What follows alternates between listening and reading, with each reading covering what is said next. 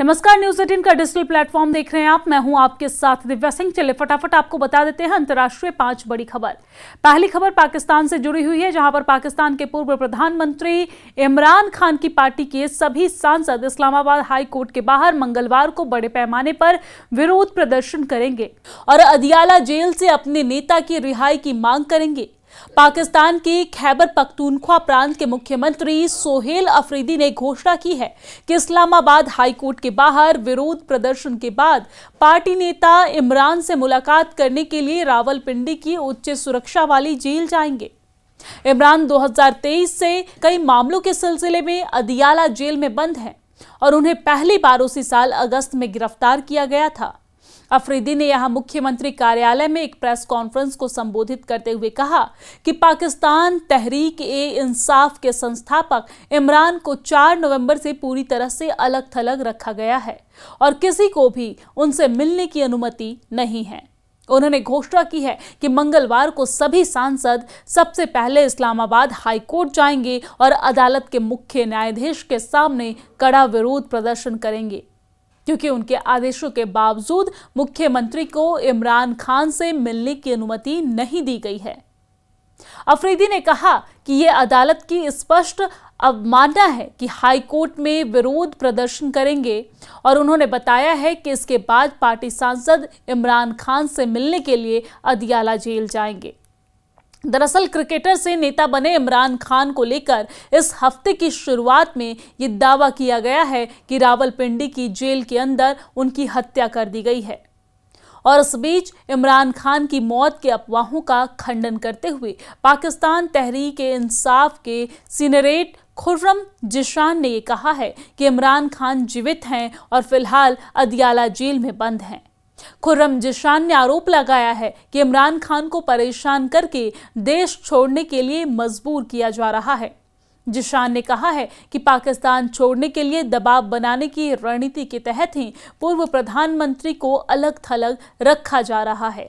आपको जानकारी दे दें कि पीटीआई से जुड़े खुर्रम जिशान ने मीडिया से बातचीत करते हुए यह भी बताया है कि देश में शासन इमरान खान की लोकप्रियता से भयभीत और डरा हुआ है और यही वजह है कि उन्होंने उनकी कोई भी तस्वीर या वीडियो जारी करने की अनुमति नहीं दी है।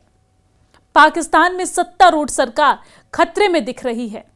उन्हें डर है कि एक भी तस्वीर जनता का समर्थन जुटा सकती है। दूसरी बड़ी खबर अमेरिका से है, जहां पर अमेरिका के डोनाल्ड ट्रंप प्रशासन ने H-1B वर्कर वीजा प्रोग्राम पर लगातार सख्त रुख दिखाया है। इसमें वीजा की फीस कई गुना बढ़ाना समेत कई कदम शामिल है और इन फैसलों ने खास तौर से भारतीयों को प्रभावित किया है। एक तरफ ट्रंप प्रशासन का रुख भारतीयों को लेकर सख्त है, तो वहीं अरबपति एलन मस्क ने भारत के लोगों की जमकर तारीफ की है। मस्क ने ट्रंप प्रशासन के उलट भारतीयों को अमेरिका के विकास में सहयोग के लिए जमकर तारीफ करते हुए वीजा प्रोग्राम को जारी रखने की बात कही है। टेस्ला सीईओ एलन मस्क ने H-1B वीजा का समर्थन करते हुए कहा है कि भारतीय प्रवासियों से अमेरिकी अर्थव्यवस्था को बहुत फायदा हुआ है। अमेरिका को भारत के कामगारों की आज पहले से कहीं ज्यादा जरूरत है। मस्क ने माना है कि यहां पर आउटसोर्सिंग कंपनियां वीजा प्रणाली का दुरुपयोग करती है और इस पर उन्होंने कहा है कि इस कमी को दूर किया जाना चाहिए, न कि वीजा को ही रोक देना चाहिए। दरअसल एक पॉडकास्ट में एलन मस्क ने हालिया दिनों में H-1B वीजा पर उठे सवालों पर कहा है कि कंपनियों में हमेशा प्रतिभाशाली लोगों की तलाश रहती है। वो विशेष भूमिकाओं को भरने के लिए संघर्ष करती है। H-1B वर्कर वीजा वैश्विक प्रतिभा को अपनी कंपनियों में लाने का अहम जरिया रहा है और ऐसे में इसके महत्व को कम नहीं आंका जा सकता है। और तीसरी बड़ी खबर बांग्लादेश से जुड़ी हुई है, जहां पर बांग्लादेश ने रविवार को कहा कि उसे अपदस्थ प्रधानमंत्री यानी कि शेख हसीना का भारत से शीघ्र प्रत्यार्पण होने की उम्मीद है, लेकिन इस बात पर जोर दिया गया है कि अकेला यह मुद्दा यानी नई दिल्ली के साथ द्विपक्षीय संबंधों में बाधा नहीं बनेगा। अंतरिम सरकार के विदेश मामलों के सलाहकार मोहम्मद तौहीद हुसैन ने ढाका स्थित विदेशी पत्रकारों से बात करते हुए यह टिप्पणी की है। उनसे जब पूछा गया कि क्या आपदस्थ बांग्लादेशी प्रधानमंत्री को स्वदेश वापस भेजे जाने तक नई दिल्ली के साथ बेहतर संबंधों की उम्मीद की जा सकती है, तो उन्होंने कहा कि मुझे लगता है कि हमारे यानी कि द्विपक्षीय संबंध केवल एक मुद्दे पर अटके नहीं रहेंगे। हालांकि हुसैन ने पहले यह भी कह चुका है, चूंकि हसीना अब एक घोषित अपराधी है और इसलिए बांग्लादेश उम्मीद करता है कि जल्द से जल्द भारत से उनकी वापसी होगी। पूर्व प्रधानमंत्री को पिछले साल छात्रों के नेतृत्व वाले विरोध प्रदर्शनों पर उनकी सरकार की क्रूर कार्रवाई के लिए मानवता के खिलाफ अपराध को लेकर एक विशेष न्यायाधिकरण द्वारा 17 नवंबर को उनकी अनुपस्थिति में मौत की सजा सुनाई गई थी। मोहम्मद यूनुस के नेतृत्व वाली अंतरिम सरकार के तहत ढाका और नई दिल्ली के संबंधों के बारे में एक अन्य प्रश्न के उत्तर में हुसैन ने कहा है कि भारत को नई वास्तविकताओं के साथ तालमेल बिठाने के लिए कुछ समय चाहिए। हालांकि सलाहकार ने कहा है कि उन्हें उम्मीद है कि दोनों देशों के बीच बेहतर संबंध देखने को मिलेंगे।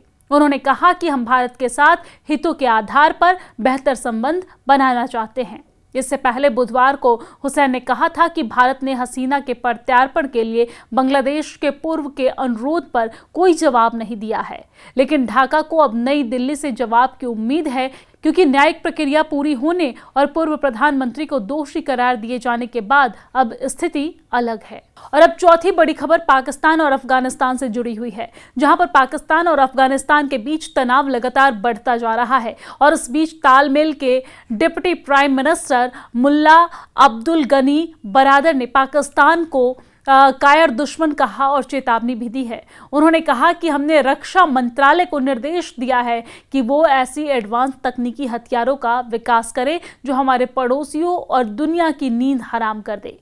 पाकिस्तान को संबोधित करते हुए तालिबान के डिप्टी प्राइम मिनिस्टर ने कहा है कि वो कायर दुश्मन से कह रहे हैं कि वो अफगानिस्तान की क्षेत्रीय अखंडता को कमजोर न करे, सभी सिद्धांतों का उल्लंघन करते हुए बेगुनाह महिलाओं, बच्चों और अफगानों को न मारे और अफगान लोगों के सब्र का इम्तिहान न ले। आपको जानकारी दे दें कि इस दौरान मुल्ला बरादर ने यह भी आगे कहा है कि किसी भी हमलावर को ये नहीं भूलना चाहिए कि तालिबान के पास भी यादाश्त होती है और वो अपने ज़रूरी हिसाब किताब खुद करते हैं। तो डिप्टी प्राइम मिनिस्टर ने बताया है कि अफगानिस्तान सभी देशों के साथ अच्छा संबंध चाहता है, लेकिन अगर कोई हमला करता है तो उसका जवाब कड़ा होगा।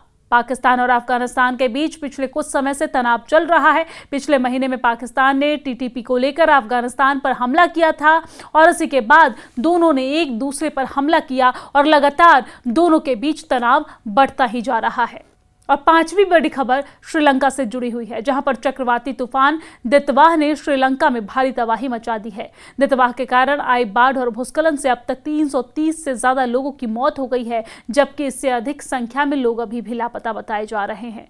और इस चक्रवाती तूफान ने श्रीलंका को बुरी तरीके से झकझोर कर रख दिया है और इसके कारण लाखों लोग बेघर हो गए हैं। श्रीलंका के आपदा प्रबंधन केंद्र यानी कि DMC ने यह बताया है कि दितवाह के चलते 9,98,918 लोग प्रभावित हुए हैं। हिंद महासागर में उठे शक्तिशाली चक्रवात दितवाह ने शुक्रवार को देश के पूर्वी तट पर दस्तक दी है और इसके बाद वहां पर मूसलाधार बारिश होने लगी और राजधानी कोलंबो में केलानी नदी का जलस्तर तेजी से बढ़ने लगा। इसके बाद वहां बाढ़ आ गई और श्रीलंका के राष्ट्रपति अनुरा कुमारा ने शनिवार को पूरे देश में आपातकाल घोषित कर दिया है और अंतर्राष्ट्रीय सहायता की अपील की। श्रीलंका सरकार ने विदेश में रहने वाले नागरिकों से दान करने की अपील की है और इसके बाद भारत ने तुरंत पड़ोसी देश को मदद भेजी। भारतीय वायुसेना के 2 विमान ने कोलंबो में राहत सामग्री पहुंचाई और इस दौरान आपको जानकारी दे दें कि NDRF और भारतीय वायुसेना के जवान लोगों की जान बचाने में श्रीलंकाई अधिकारियों की सहायता के लिए युद्ध स्तर पर काम कर रहे हैं। भारत ने ऑपरेशन सागर बंधु के तहत NDRF के 80 कर्मियों के 2 तलाश एवं बचाव दलों को श्रीलंका भेजा है। प्रधानमंत्री नरेंद्र मोदी ने श्रीलंका में आई इस तबाही को लेकर चिंता जताई और कहा भारत हर संभव सहायता के लिए तैयार है। वही अमेरिका ने भी विश्व खाद्य कार्यक्रम यानी कि WFP के जरिए सहायता दी है। US राजदूत जूली चंग ने X पर पोस्ट करते हुए कहा है कि हम श्रीलंका के लोगों के साथ खड़े हैं।